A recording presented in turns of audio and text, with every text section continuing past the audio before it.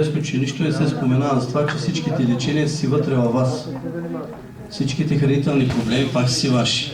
И всяка една ваша настройка ще трябва така да я направите, че вече да започвате да работите с пространството, да започвате да работите с вибрациите, да започвате да работите със себе си и да не търсите леко отвънка, включително и от билки, тъй като леченията вече са си във всеки един човек по-отделно.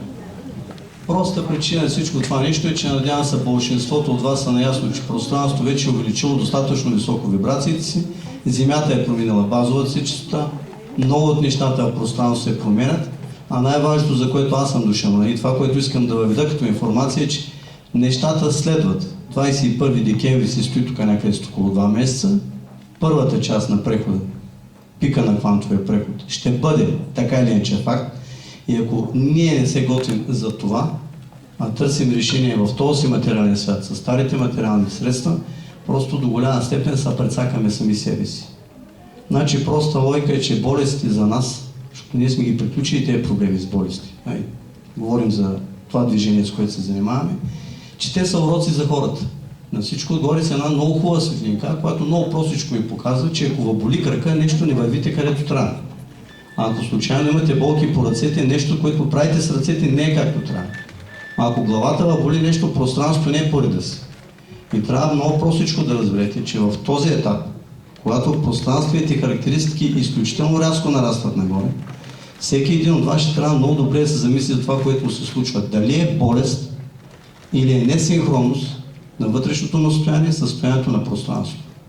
Докато човеците и човечеството не започне да се сеща, че нещата вече наистина се случват, че нищо вече не е същото. Няма как да постигнете този синхрон на това, което е вънка като вибрация и на това, което е във вас като вибрация, зато и молбата ми е простичка. Всеки един, който по една или друга причина почувства нещо в себе си, дали ще го боли глава, дали нещо няма да му е вред, дали някаква мигрена ще го лепне, дали нещо ще му се случи, защото не е за здраве говорим тук на този семинар говорим.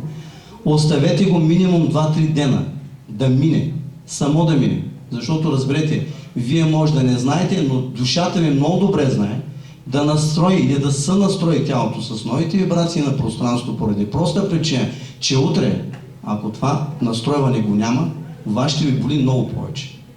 По същата логика, подготовката ви за следващия режим, хранителен, който ви следва по принцип, всичко това, което ви се изговори до момента е, трябва така да го направите за вашите тела, защото телата ви ще трябва да минат в другото пространство. Никой не ме пита дали искате, просто така е създадена системата. Трябва под някаква форма да облегчат хранителния си режим, до толкова, доколкото ниските вибрации на нискочастотната храна. Говорим за меса, алкохоли, наркотици, кафета, код видо на къла, там не е толкова важно. За да могат те, освободени от тези ниски честоти, действително тези настройки в тези високи вибрации, в този преход, който те първа предстои, все повече и повече вие ще го усещате. Вие сега го усещате, но чисто и просто предполага се, до момента не сте обърнали толкова внимание.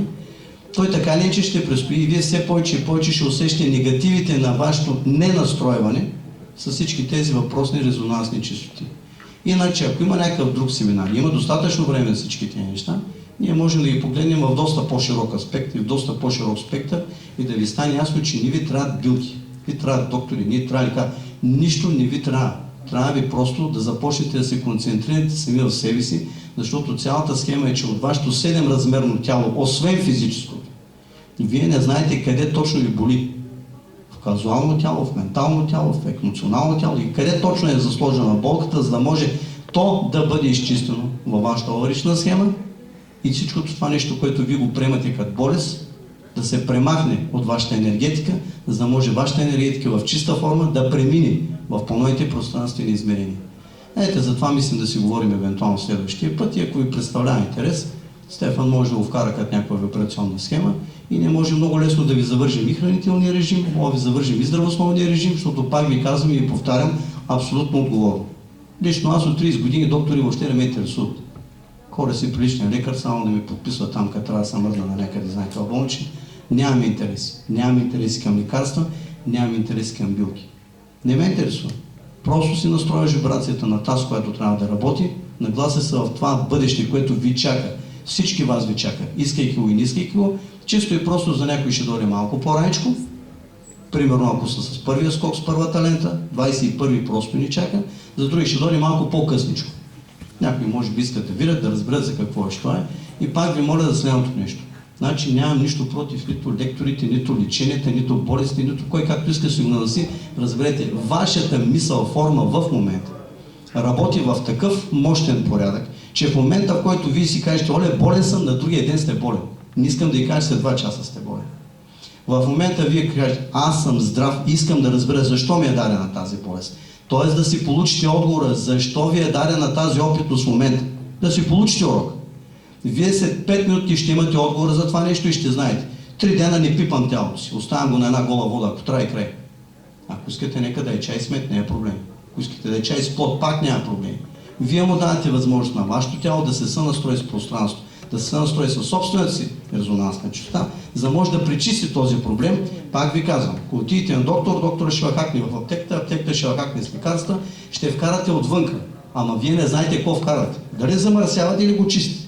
Докато когато вие сами си решите проблема, този проблем за вашето тяло, физическо и другите 7 тела вече не съществува, защото той е решен на ваше енергийно ниво. В собствената си енергетика вие сте нова чиста схема.